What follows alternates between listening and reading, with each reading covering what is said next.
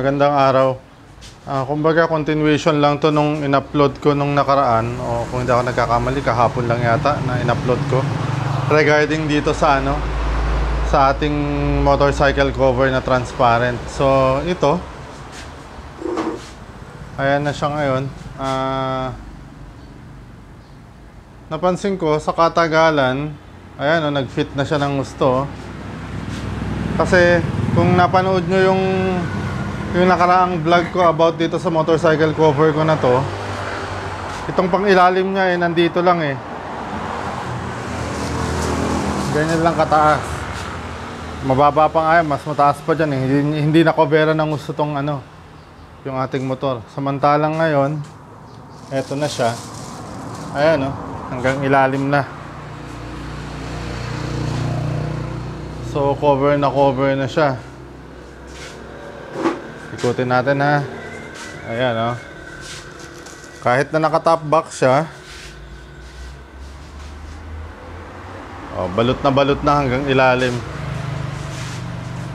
Ayan Samantalang nung una, okay na lang ako dahil nga at least nakaano siya, nakabalot na pero ngayon talagang ayan.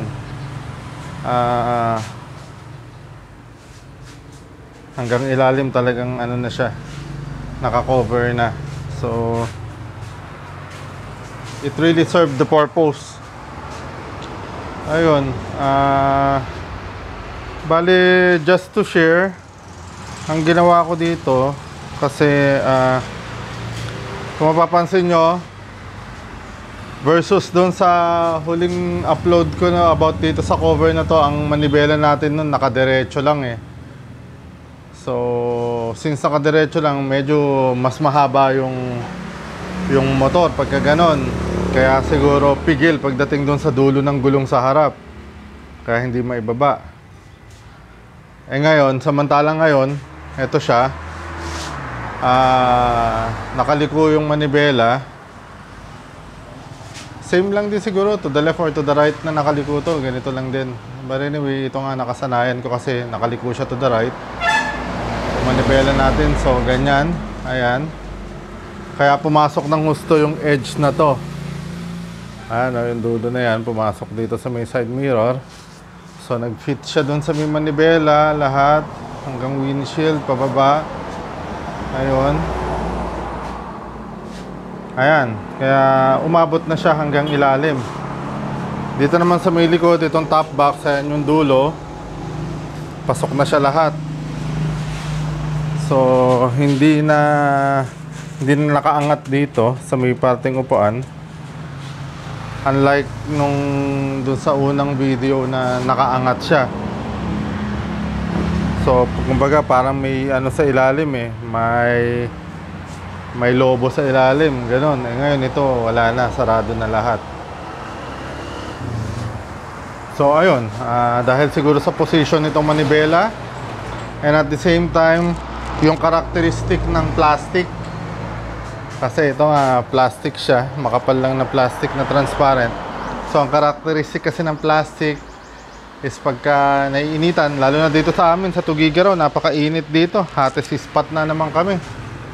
Kaya ayun, siguro dahil nga sa init nag-e-expand yung plastic, kaya ayan, lumaki na siya ng gusto, kaya nabalutan na mabuti itong aking motor. So eto, concluded nga na na pwede talaga sa YTX tong ganitong klase ng motor cover. Ganun din sa mga big bike, kasi itong YTX natin, although pantra bike lang siya, yung size nito is ka-size na ng mga big bike Kaya yun din yung nakaka-proud ko minsan dito sa ating YTX, kahit na ba itabi mo sa mga big bike, kung itsura't itsura lang, hindi siya mahuhuli. Kung sa laki at laki lang, hindi siya mahuhuli. Sa makina, yun na magkakatalo kasi 125 lang tayo. Mga big bike, alam mo na, 300 or 250cc pinakamababa hanggang 1000cc, mga ganon. Kaya nga pati ang ginawa ko dito sa aking motor, ayan, pinalaki ko na yung mga gulong, yung mga rim, pinalapad ko para magmukha big bike kahit papano. Hayaan mo na yung dun sa bilis at saka yung lakas kaya yan lakas dahil single lang naman. Pero yung bilis hayaan mo na kasi hindi naman tayo kaskasero. Ang importante para sa akin or para sa atin, ang importante ay makakarating tayo sa ating patutunguhan. At the same time, chill ride lang. Relax driving lang. Tapos, ito pa ang pinakamaganda sa ating YTX. Super tipid. Super tipid. On the average kasi nasa 50 kilometers per liter ang konsumo ng ating motor. So, ayun.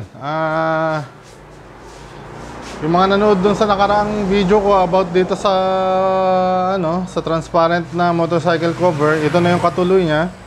And then, ito na nga rin yung naging conclusion natin. At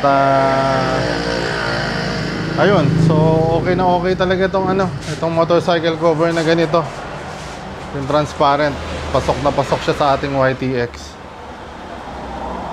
So, ayan. Maraming salamat ulit sa mga nanood.